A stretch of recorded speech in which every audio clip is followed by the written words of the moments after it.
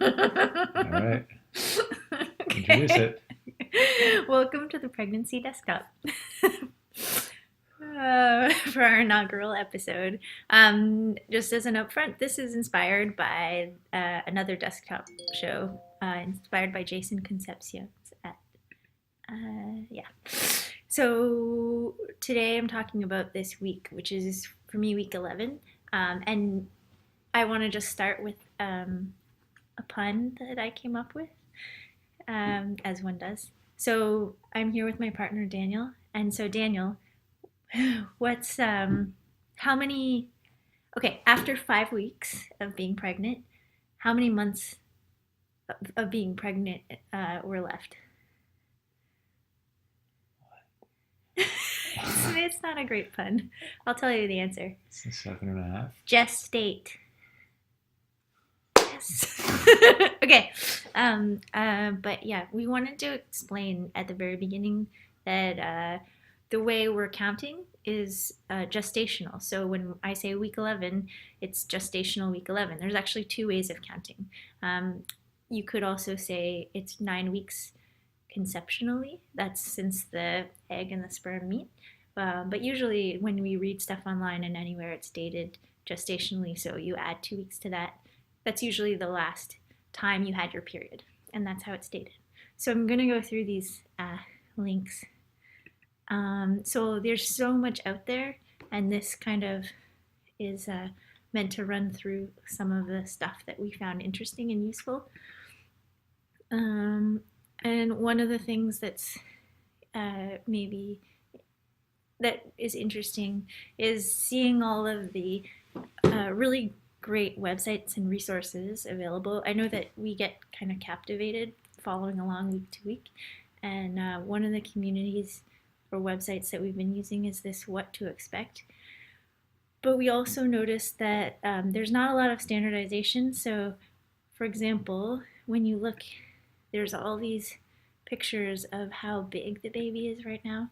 And in week 11, some examples are our baby is as big as a lime. And in another one, let's see, so it's either a lime or it is a fig, or another website was comparing it to, there's usually like a long list of fruit. So here's another one. So in this one, it's a fig. And also, I mean, there's sometimes discrepancies between the actual like weights and measurements as well, which is interesting. Um, Another book I read started using less healthy foods and would compare it to things like a Timbit. One compared it week 11 to a spoonful of peanut butter, which was one of my favorites. Yeah, so basically going through smoothie ingredients. Oh, and okay, so the way I want to structure this from week to week is kind of go through things that I learned this week and felt this week that I would share, and then also have a section on things to do. So, because it's week 11 and there's been a bunch of weeks that have already passed, I'll kind of speak more broadly about the first trimester. And this is a sad picture of a WikiHow on how to cope with nausea, because the theme of this trimester has really been feeling gradations of nausea, um, and how to cope with that, i.e., eating things with ginger, using I tried those C bands which wrap around your wrist and push on your acupressure point right here. I find that useful advice was to keep crackers. I've heard keep it by your bedside, but I also don't leave the house without some crackers in my pocket. And the nausea is really interesting. I feel like we've been using a scale when we talk to each other, like on a scale of 0 to 10. And they're Oh really, yeah, we've been using $1 million. oh yeah, $1 million. So how many dollars do you feel like? So $1 million, or anywhere in between that and zero. We haven't used negative dollars. But anyway, the feeling in first trimester ranges from feeling like $10, that's pretty bad, to $12. There was a lot of 10s and 12s, sometimes $100. And it's odd because previously, let's say pre being pregnant, feeling like $1,000 would have been fantastic, but now my bar is feeling like if maybe $100 is great. I'm so grateful. And so I was looking around for other scales on how to rate these feelings. I just wish there was a better vocabulary for like nausea and describing it because they're all different kinds. So this is the Baxter. The it's an acronym. The acronym spells out BARF. What is it actually called? It's called the Baxter something something nausea scale. Sorry, which is pretty great. It was developed for kids. Baxter animated retching faces. Yeah. So yeah, I feel like in the comment section, if you have a better vocabulary and way of measuring or quantifying this stuff, that would be really interesting.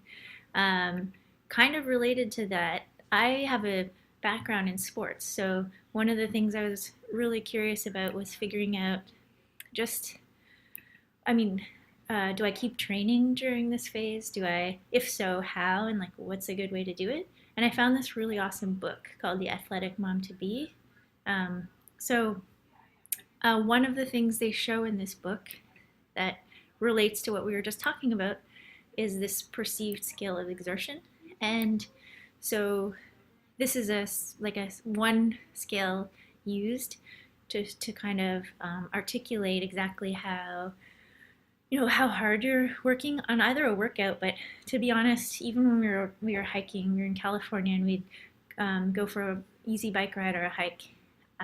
Normally my heart rate, which should have been at 115, because it wasn't a hard workout, was climbing, and I would guess that it was probably 15 or 20 beats per minute higher. So you need other kinds of ways to measure.